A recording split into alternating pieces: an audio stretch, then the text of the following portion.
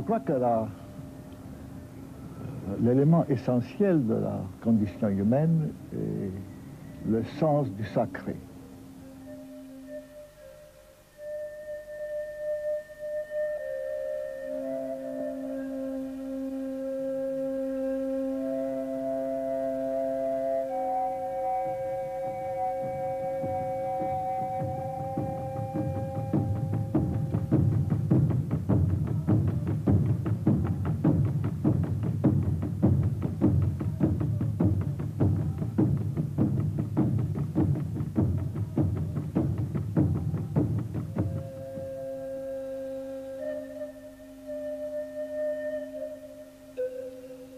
Plus j'avance dans la vie, plus j'ai l'impression que les voyages ont lieu concomitamment dans le temps et dans l'espace.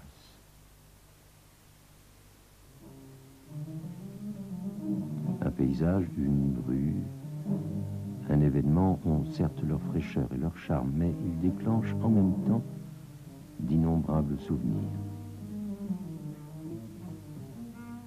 Souvenir d'un regard, d'une conversation ancienne, d'une mélodie, depuis longtemps oubliée.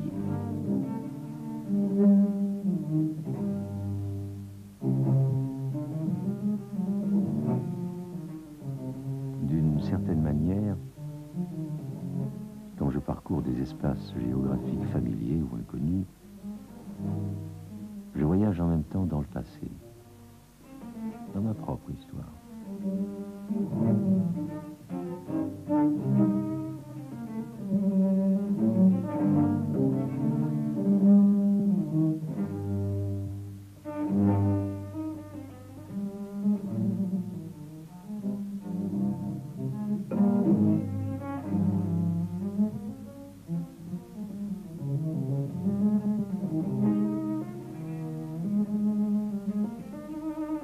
Il m'arrive parfois de me sentir étranger à moi-même. Et je me sens alors pleinement heureux.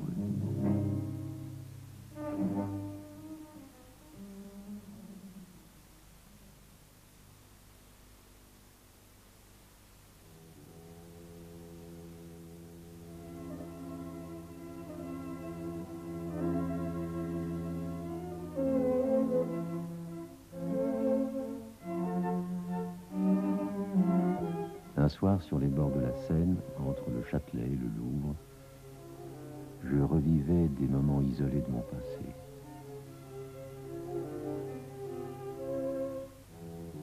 Je revivais des moments isolés de mon passé, comme cet automne si long, et dans mon souvenir, incomparablement beau.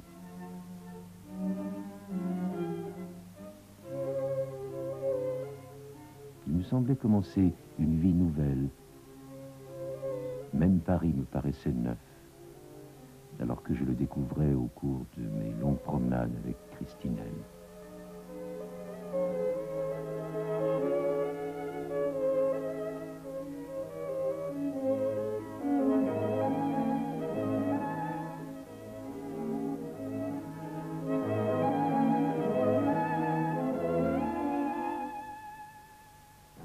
Je retrouvais auprès d'elle une dimension spirituelle qu'avait assombri l'exil et l'histoire des dernières années.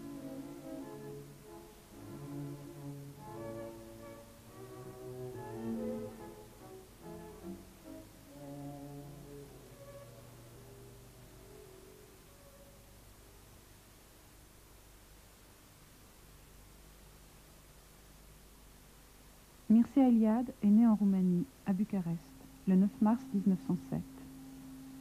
Tout jeune lycéen, il publie déjà de nombreux articles scientifiques et littéraires. Après une licence de philosophie, il part, à 21 ans, pour les Indes.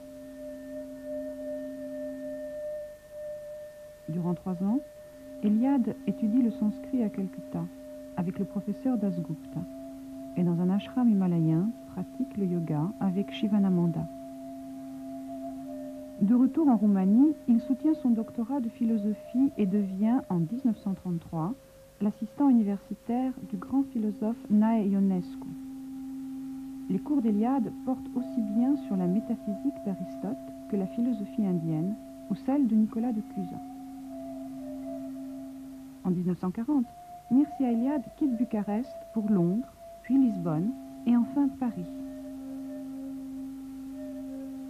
Invité par Georges Dumézil, il va donner dès 1945 des cours à l'École des hautes études.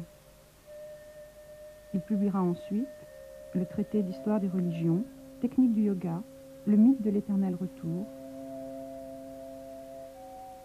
Eliade prend part aux rencontres d'Ascona autour de Jung et, accompagné de son épouse Christinelle, participe à de nombreux congrès qui le feront voyager de Tokyo à Uppsala et de Sydney à Mexico.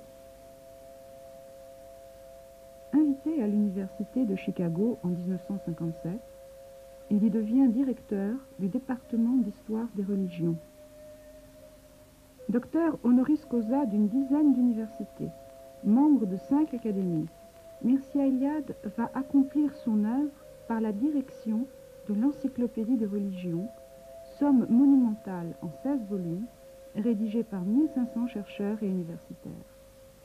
Mondialement reconnu, auteur d'une quarantaine d'ouvrages traduits en 16 langues et d'une vingtaine de recueils de nouvelles ou de romans, Eliade renouvelle presque toutes les sciences de cette fin de siècle, de l'histoire des religions à l'anthropologie, comme de l'épistémologie à la philosophie de la culture.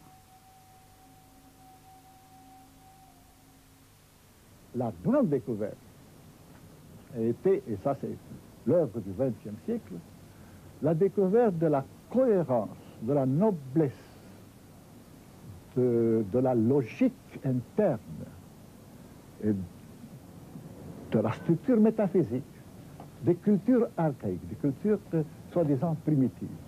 Il y a encore 50 ans, des grands savants anthropologues comme Fraser, par exemple, considéraient les sociétés traditionnelles primitives comme des sociétés vraiment, sinon arriérées, enfantines. Tout ce qu'elles faisaient s'expliquait par la magie, par des superstitions. Et à la suite des travaux plus profonds et plus systématiques. La fascination du voyage tient au nombre de temps personnels que l'on réactualise. Quand je pénètre dans une cathédrale, je ne sais jamais si j'y retrouverai le souvenir d'autres sanctuaires vus jadis. Si je me surprendrai en train d'écouter une mélodie ancienne, une conversation depuis longtemps oubliée. Comme les monuments, les livres sont pour moi du temps concentré. Je me rappelle ces matins de 1925, quand j'avais découvert I Misteri de Raffaele Petazzoni, et que je me lançais dans l'histoire des religions avec la passion et l'assurance d'un garçon de 18 ans. L'historien des religions doit, en son domaine, chercher ce qui résulte de la rencontre de l'homme et du sacré, c'est-à-dire l'homo religiosus, l'homme religieux, comme affirmation de l'homme accompli.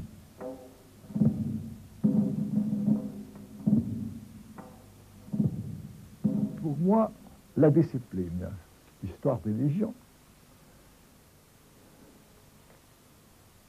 révèle ou nous révèle vraiment l'homme total, dans ce sens que on découvre une dimension spirituelle,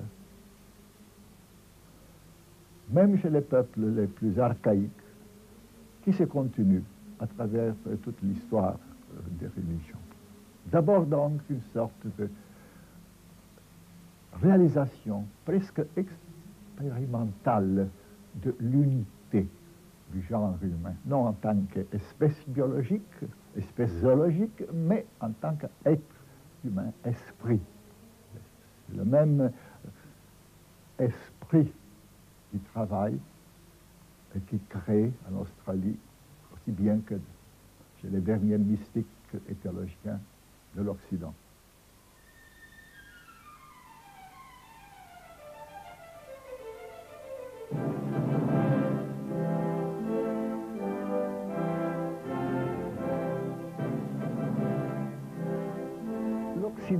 La culture occidentale souffrait d'un certain provincialisme.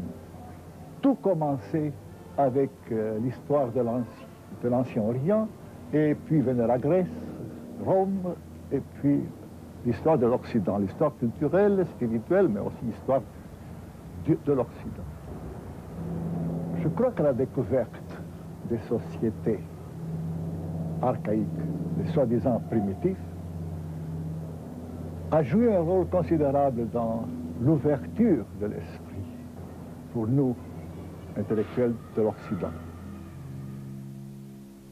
L'expérience de cette découverte a des conséquences existentielles pour celui qui découvre cette unité, cette noblesse, cette valeur. On peut comparer l'étude, l'herméneutique des faits religieux à une sorte de métapsychanalyse, dans ce sens que la méthode herméneutique, c'est-à-dire la recherche des significations que tel phénomène religieux a eu à travers le temps et qui n'était pas évidente, cette méthode transforme le chercheur. Après avoir compris à travers l'effort herméneutique un système de pensée qui d'abord, même pour l'historien de religion, est opaque, après avoir compris quelque chose de changé, quelque chose de plus profond, se révèle dans la psyché, dans l'esprit du chercheur. On se transforme, on s'anoblit au fur et à mesure de cette découverte. C'est pour ça que je considère la discipline d'histoire de religion une discipline majeure et très importante pour découvrir les autres. Je me disais en fait que l'homme, et même l'homme européen, n'est pas seulement celui de Kant, de Hegel ou de Nietzsche. Je sentais surtout qu'on ne peut comprendre la destinée humaine et le mode d'être spécifique de l'homme dans l'univers sans étudier tous les aspects de l'expérience religieuse. Eh bien, je crois que je suis devenu historien de religion, surtout à la suite de mon expérience indienne. J'ai compris l'énorme importance du symbolisme, non seulement dans la vie religieuse, culturelle des hindous, mais dans leur vie totale, surtout au niveau rural, dans les villages. Et d'autre part, j'ai été fasciné par la richesse, non seulement littéraire, disons, fantastique, du folklore ou de la vie, de la littérature ou des croyances populaires, mais j'étais fasciné par la richesse et la profondeur de la pensée mythique.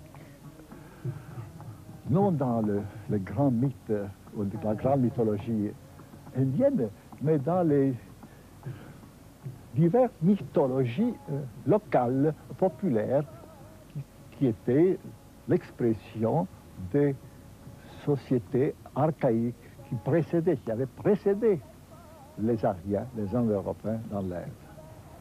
J'ai appris au laboratoire religieux de l'Inde, aborigène aussi bien que de l'Inde indo-européenne, j'ai appris comment il faut interpréter et comprendre les phénomènes religieux non européens, c'est-à-dire non chrétiens.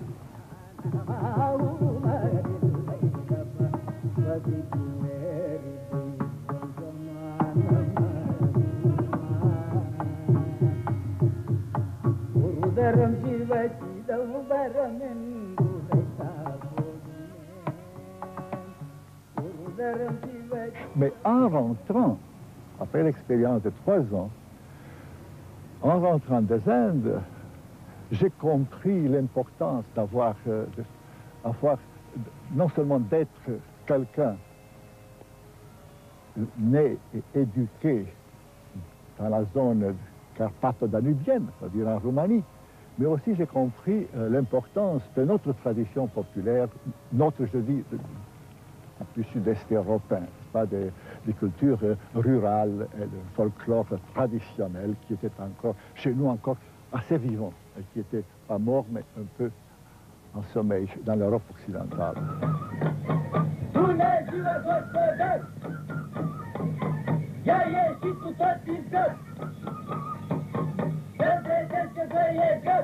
J'ai découvert que chez nous, autour des Carpates, les racines sont bien plus profondes que nous l'avions cru, plus profondes que le monde grec ou romain, ou même méditerranéen. Un certain nombre d'éléments paléo-indo-européens s'y sont mieux conservés que partout ailleurs en Europe, affirmant une fois de plus la pérennité du sacré.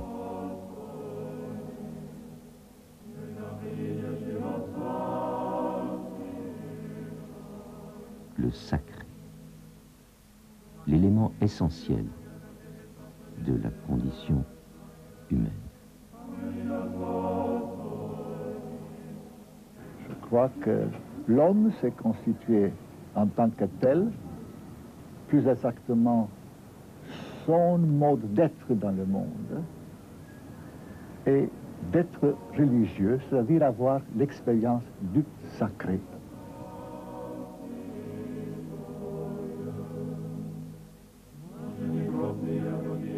L'ouverture vers le sacré rend l'homo religiosus capable de se connaître tout en comprenant le monde. Cette double connaissance fait de lui un homme total. Parce que l'homme religieux est assoiffé d'être.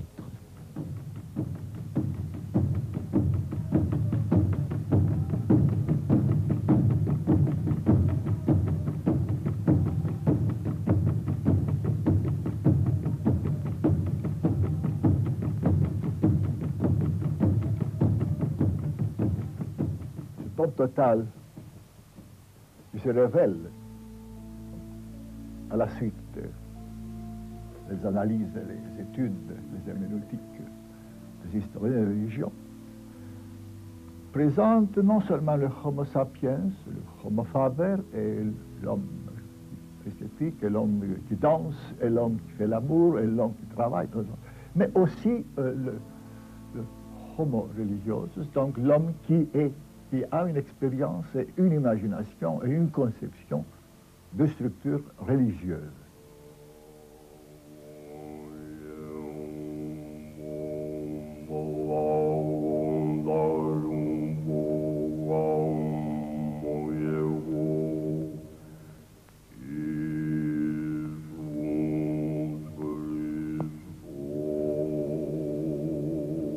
C'est à travers le Homo religiosus que l'homme et l'existence humaine révèlent ces dimensions spirituelles les plus profondes et les plus créatrices.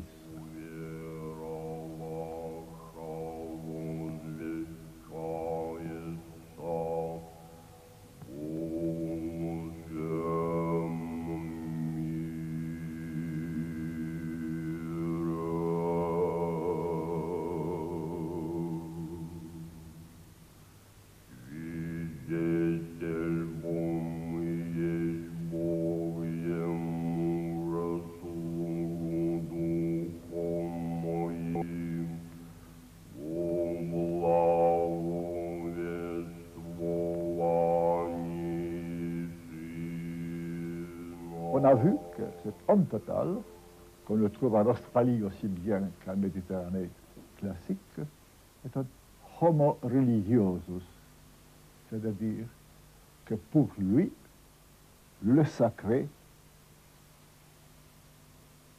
est à la base de son existence dans le monde. Et on a compris que le sacré est un élément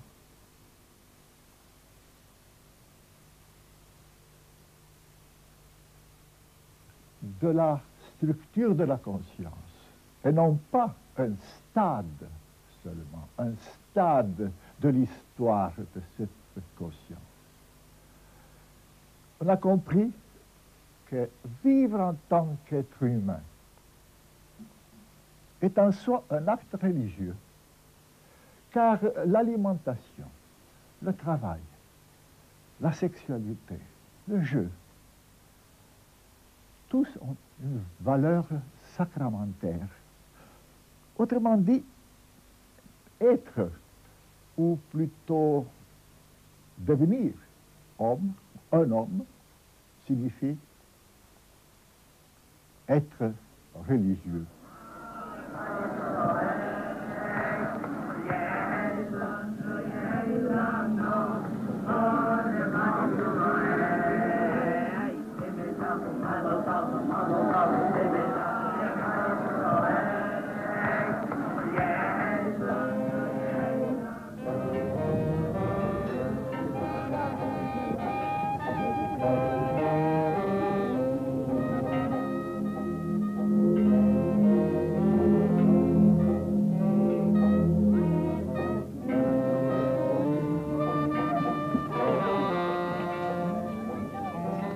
Donc, le sacré pour l'homme religieux est la réalité absolue, la présence donc des êtres surnaturels et le modèle de tout ce qu'il fait avec sens dans sa vie. Travail, mariage, institutions sociales, et ainsi de suite.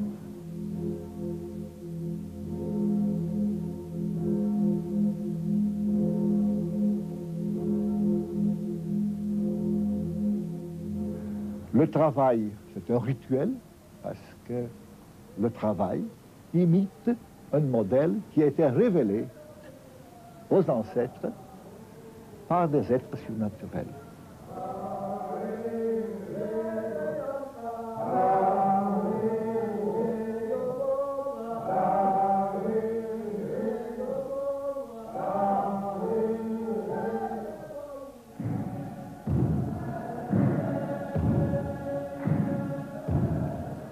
Le rite révèle la sacralité absolue parce qu'il répète l'activité créatrice des dieux et dévoile la sacralité de leur œuvre.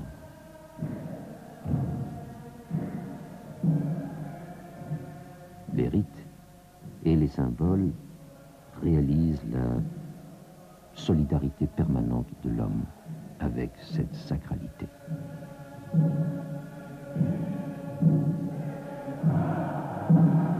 Un symbole révèle toujours l'unité fondamentale de plusieurs zones du réel, en apparence irréductible.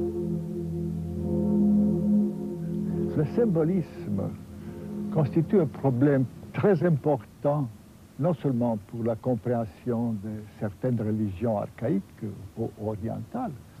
Moi, j'ai appris ça dans l'Inde, mais je me suis rendu compte immédiatement après que le symbolisme, la pensée symbolique, est constitutive pour l'être humain en général. La pensée symbolique ne peut pas être remplacée par un autre type de pensée.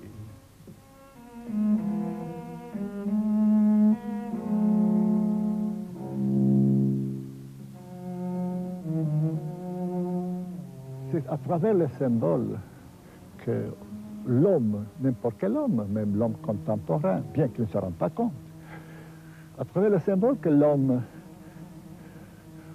est ouvert vers le cosmos, vers le monde et vers sa propre vie. La compréhension d'un symbole, c'est comme une fenêtre vers un univers de signification qui autrement reste obscur, énigmatique, ou même tout à fait ignoré.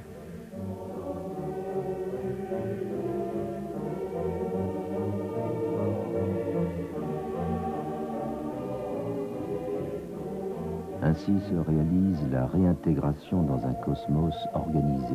Organisé parce qu'il imite le modèle exemplaire de la création du monde. Toute ville est orientée et a comme modèle une Jérusalem céleste. L'homme ne peut pas vivre dans le chaos.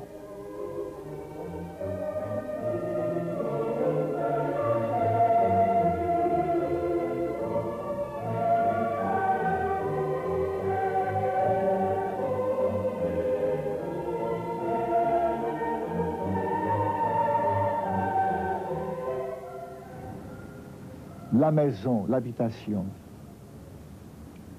est orientée. Elle se trouve en quelque sorte au centre du monde. Chaque village se trouve au centre du monde, mais aussi bien chaque maison du village se trouve au centre du monde.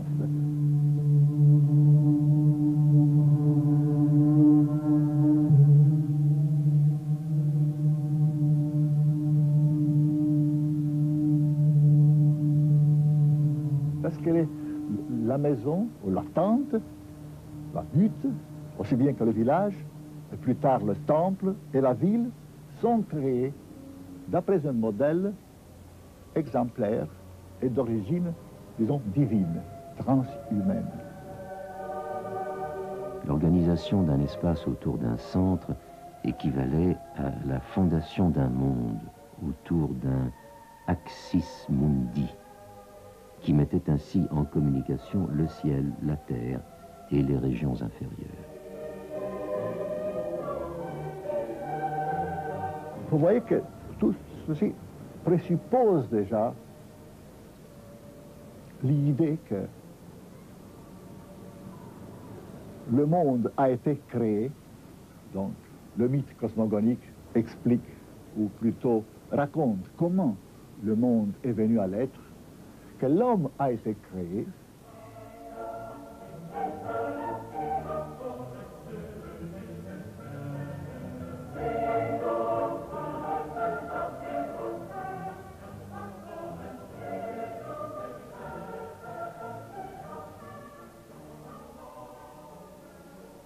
Et il y a le mythe de l'origine de l'homme,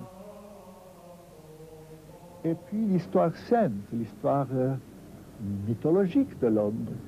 Comment a-t-il perdu l'immortalité? Pourquoi est-il devenu un être mortel?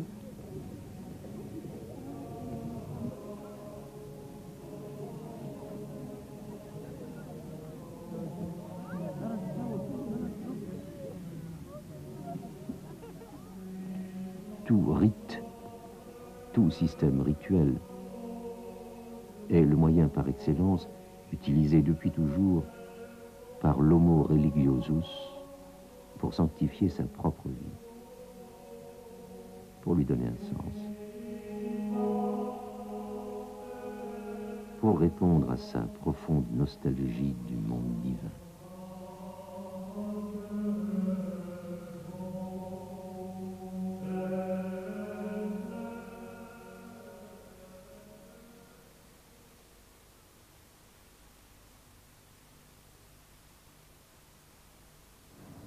Je crois qu'il faut tenir compte de ce fait que, au début, pendant des centaines de milliers d'années, l'homme religieux, vivait dans un monde qu'il considérait sacré parce que c'était création de Dieu, une vie qui avait une signification religieuse parce que cette vie avait un modèle, le modèle ou les modèles révélés par les êtres surnaturels. Tout ce qu'il faisait avec signification constituait en même temps un rituel. Le travail, la chasse, la pêche, le mariage, mais aussi tout ce qu'on appelle maintenant les activités artistiques de l'homme. Tous les arts, au début, ont été religieux. La danse est évidente, tout le monde le sait. La danse, les premières danses ont été des danses rituelles. On sait aussi que la peinture, la sculpture, au début, pour les sociétés protohistoriques, préhistoriques déjà, étaient des œuvres religieuses.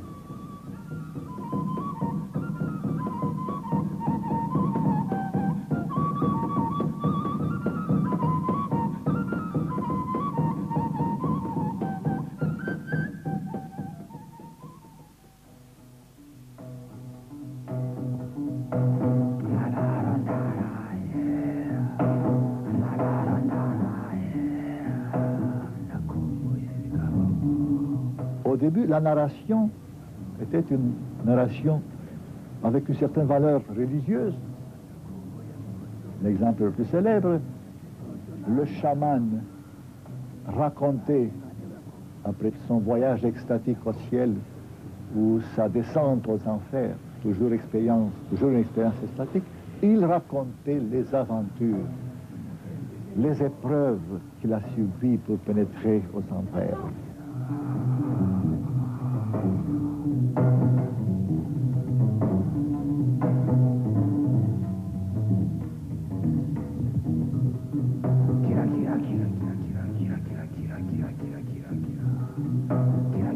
Bien entendu, peu à peu, ces activités qui sont artistiques se sont détachées de l'activité purement religieuse, c'est-à-dire du rituel.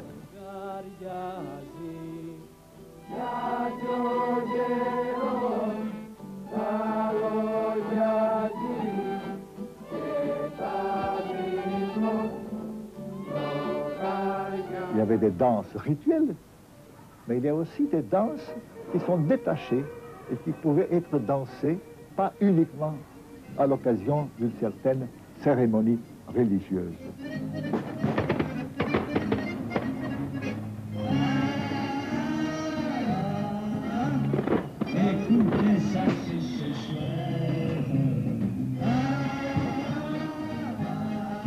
La même chose avec la peinture et la sculpture. Il y avait toujours une peinture sacrée, toujours une sculpture sacrée, mais l'art plastique s'est détaché, c'était indépendant de l'activité rituelle, religieuse.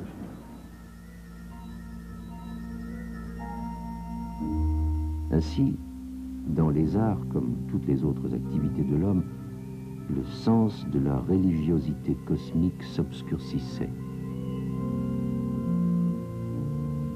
Progressivement, les dieux ne seraient plus accessibles à travers les fêtes cosmiques.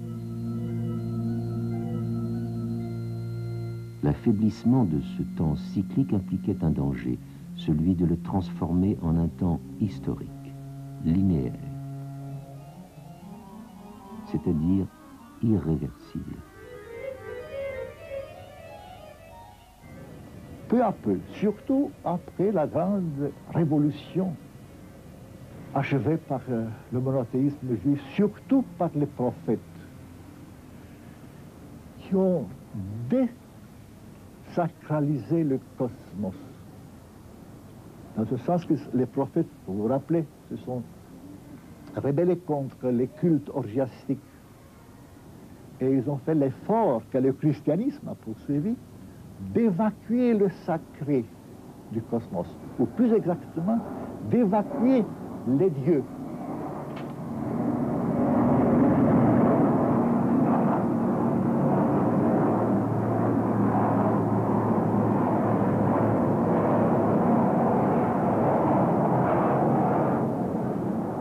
D'évacuer l'univers, le cosmos, la nature des dieux. C'est pour ça, d'ailleurs, que la science a commencé et a progressé en Occident. Parce que la nature étant désacralisée par le christianisme, et le judaïsme et le christianisme, a pu être pour la première fois dans l'histoire, être analysée d'une façon tout à fait détachée, objective, en tant que matière. La matière était pour la première fois matière morte, inerte.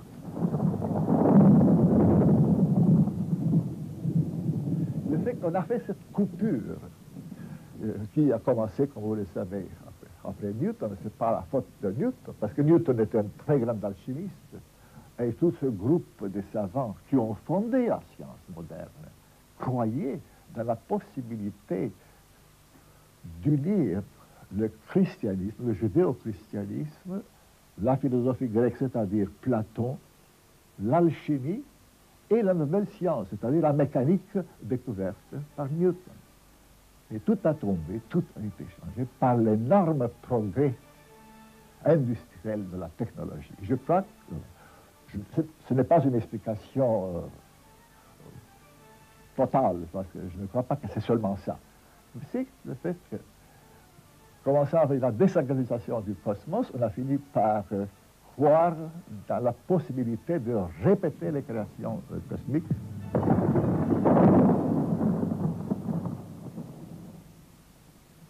Les dernières étapes de la désacralisation, non seulement du cosmos, mais du monde, et de la vie, et de l'homme, et de l'histoire, n'a pas été compensée religieusement.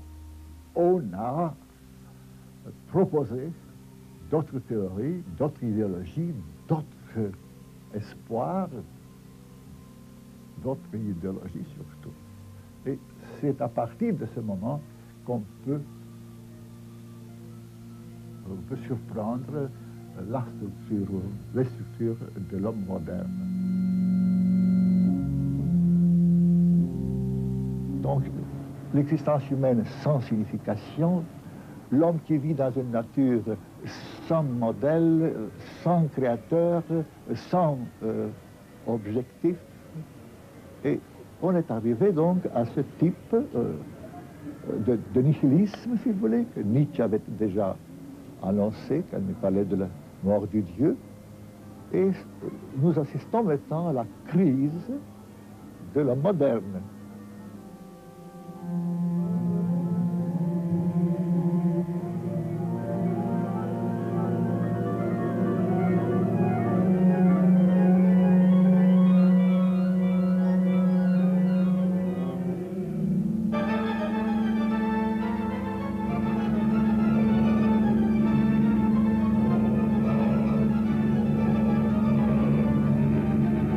Ainsi, l'homme moderne se trouve dans un monde qui n'a pas de créateur, qui n'a pas de commencement, qui n'aura pas de fin.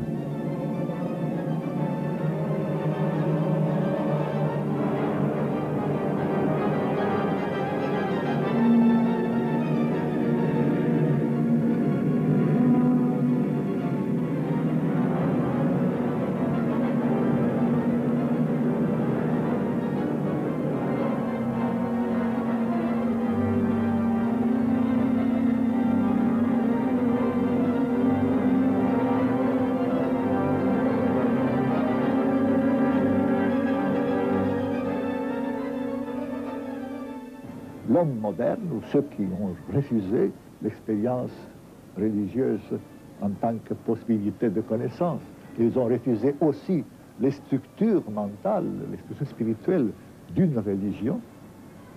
Non seulement ils refusaient le christianisme, mais refusaient la possibilité d'une expérience et d'une pensée, même mythologique ou religieuse. Et nous arrivons au dernier degré de la désacralisation, le camouflage du sacré, ou son identification avec le profane à travers la théologie de la mort de Dieu.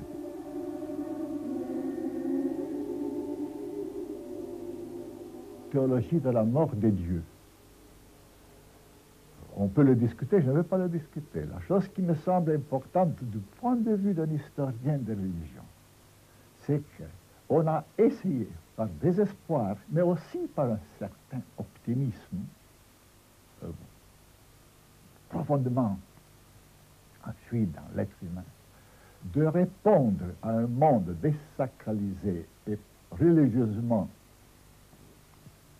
dévalorisé, de répondre en acceptant que la religion monothéiste, donc la seule qui comptait aux yeux des Occidentaux, n'est plus ce qu'elle était au temps du judaïsme classique, christianisme classique, parce que Dieu est mort. Et néanmoins, on peut rester chrétien et homme religieux. Bien, c'est curieux que ce dernier acte de création, cette dernière création de la pensée théologique occidentale, qui est la théologie de la mort de Dieu, d'une part, semble dériver des désastres provoqués par le réductionnisme et surtout par les maîtres du réductionnisme, qui commence avec Karl Marx, qui réduit toute la culture et toutes les activités créatrices spirituelles de l'homme à certaines lois économiques. Il y a ensuite le grand Nietzsche, qui, lui aussi, dans sa rébellion contre le monde, son monde contemporain, il a proposé, tout le monde le sait, un monde qui était, en fin de compte, réductionniste, mais, et surtout Freud, qui avait ses grandes découvertes, l'importante découverte du rôle de l'inconscient, a essayé d'expliquer les créations religieuses comme toutes les autres créations spirituelles et culturelles de l'humanité par des processus purement biologiques, précisément sexuels. Penser en historiciste, en freudien ou en marxiste, cela signifie renoncer à la vocation primordiale de l'homme. Par conséquent, disparaître en tant qu'homme. Il se pourrait que le marxisme et l'interprétation matérialiste de l'histoire fussent la dernière épreuve de l'homme, une épreuve désormais planétaire, qui risque de le perdre, tout comme il a failli se perdre tant de fois dans la préhistoire. Pendant des millions d'années, l'homme a été chasseur. Il avait des mythes, des rites, des comportements religieux en relation entre lui et l'animal. L'homme, l'animal chassé, sa proie. À un certain moment, il y a 15 000 ans, 18 000 ans, la grande révolution de la découverte de l'agriculture qui a créé, du point de vue religieux, une crise.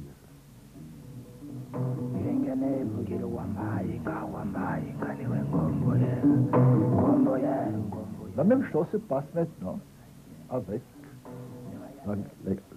la grande ou les grandes découvertes, la civilisation technologique moderne. Elle ne pouvait pas ne pas occuper peu à peu toute la planète. Seulement, il y a une différence entre cette planétarisation de l'agriculture et la planétarisation de la technologie moderne. Parce que la première était une technique humaine, agricole, mais elle était aussi une religion avec une mythologie, avec un rituel spécifique. Ce n'était pas la technique agricole seulement qui se diffusait, mais c'était la religion et la mythologie agricole, agraire, qui se diffusaient à travers le monde. Dans notre cas, les découvertes, les progrès ont été adoptés partout, mais sans aucune tradition religieuse, justement parce que la technologie moderne n'a pas une base religieuse ou une justification religieuse.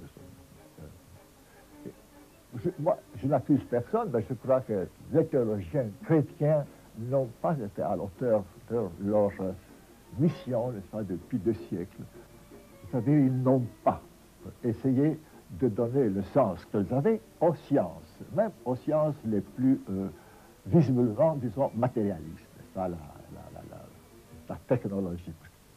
Tout acte technologique, acte scientifique, était avant un acte aussi, sinon religieux, au moins poursuivant un symbolisme d'origine chrétienne.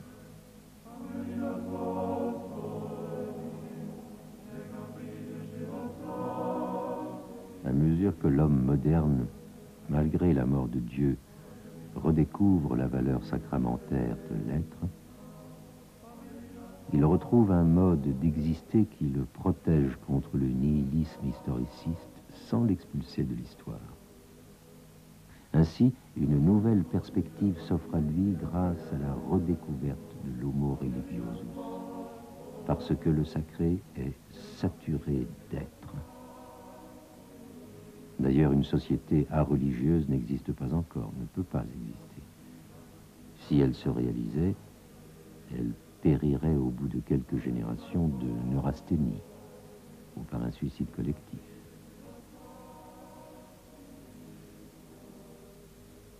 Si Dieu n'existe pas, tout est cendre. Si je dois essayer de reconstruire avec l'imagination les conséquences de cette grande révolution, de la redécouverte de l'homo religiosus, je suis en même temps obligé d'ignorer les contextes politiques et les possibilités politiques pour me donner la liberté de parler des choses purement spirituelles et culturelles dans un monde qui avance sans penser aux dangers que tout le monde connaît. D'abord, je crois que la première conséquence, c'est qu'on ne peut plus, à partir de ce moment, on ne peut plus considérer la religion, les religions et les hommes religieux comme des étapes dépassées de l'évolution de l'esprit humain. Nous avons assez de faits, nous avons assez d'herméneutique, pas définitive, mais convaincante, pour voir qu'il s'agit, comme je disais, d'une structure de la conscience humaine. Je crois que la première conséquence sera un intérêt pour les aspects moins évidents du génie humain. On ne sera pas impressionné uniquement, par exemple, des créations de l'art occidental ou de l'art oriental, ou de certains systèmes de philosophie ou de certains systèmes de morale. On est de plus en plus intéressé à découvrir l'invraisemblable, le sacré, si vous voulez, mais le très précieux,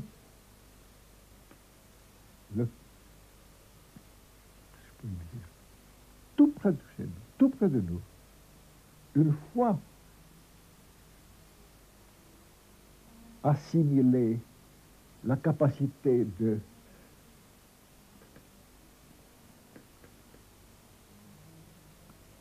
déchiffrer les valeurs religieuses, mythologiques, morales qui sont camouflées ou occultées dans des objets courants ou dans des événements tout à fait quotidiens. Une fois convaincus qu'ils sont là et on les découvre, la vie devient infiniment plus riche, plus passionnante. Elle mérite vraiment d'être vécue parce que le monde qui s'ouvre, ce monde inconnu ou camouflé, plein de messages, plein d'espoir, qui est tout près de nous, qui n'est plus opaque, on ne se sent plus admiré, on ne se sent plus dans une cité qui a des murs très forts, on ne se sent plus dans une cellule. Tout est parole, tout est symbole, et tout est ouverture vers quelque chose qui est certainement positif parce que c'est transhumain. Ils sont transhumains parce que dépassent les conditions de pensée ou l'existence humaine. Cet apport, cette aide,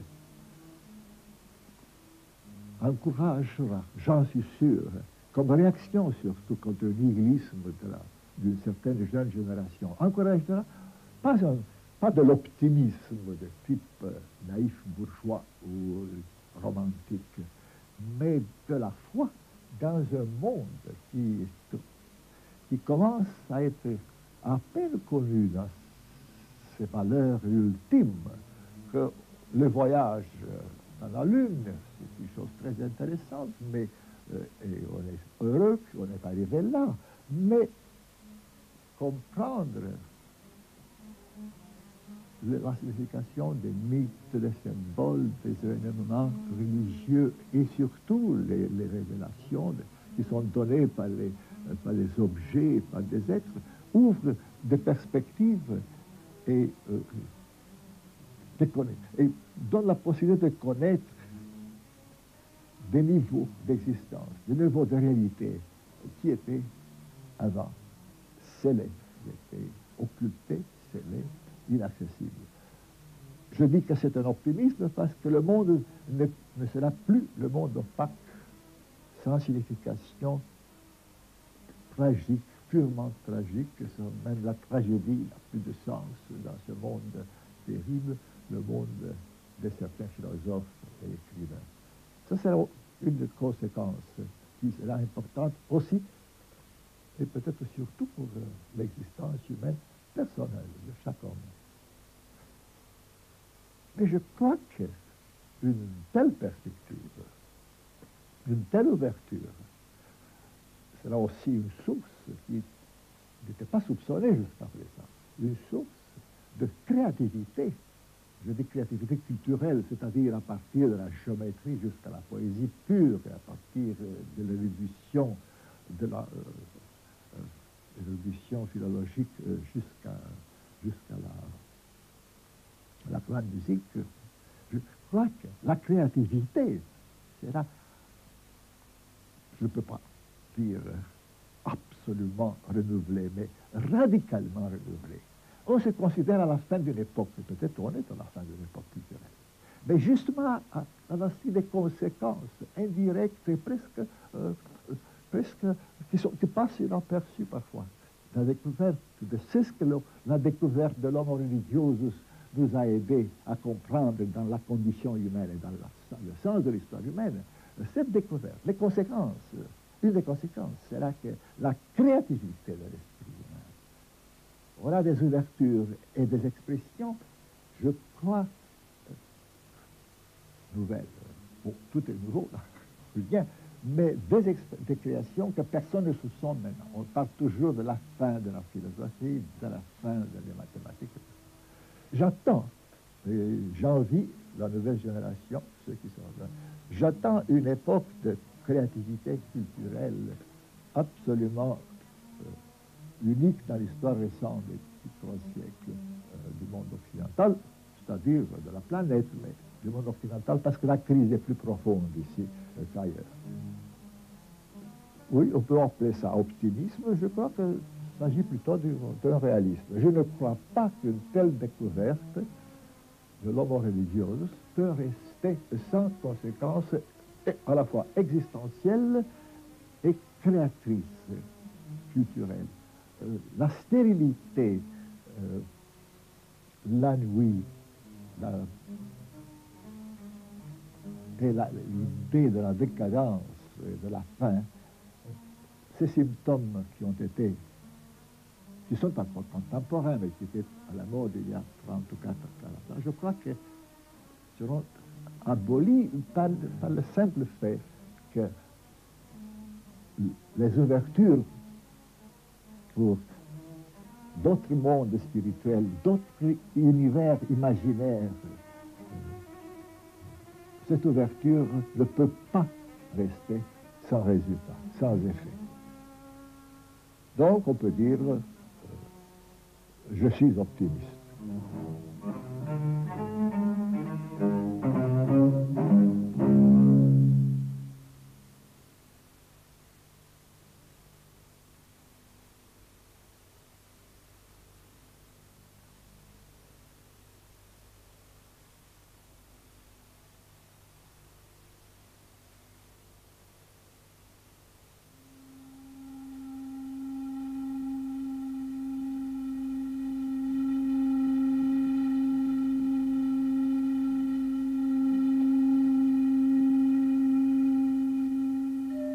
Si Dieu n'existe pas, tout est cendre.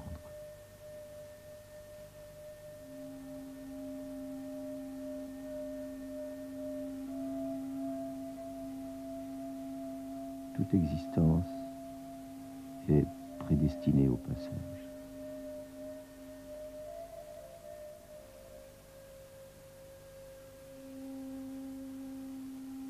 La mort est une seconde naissance, la suprême initiation. Il faut mourir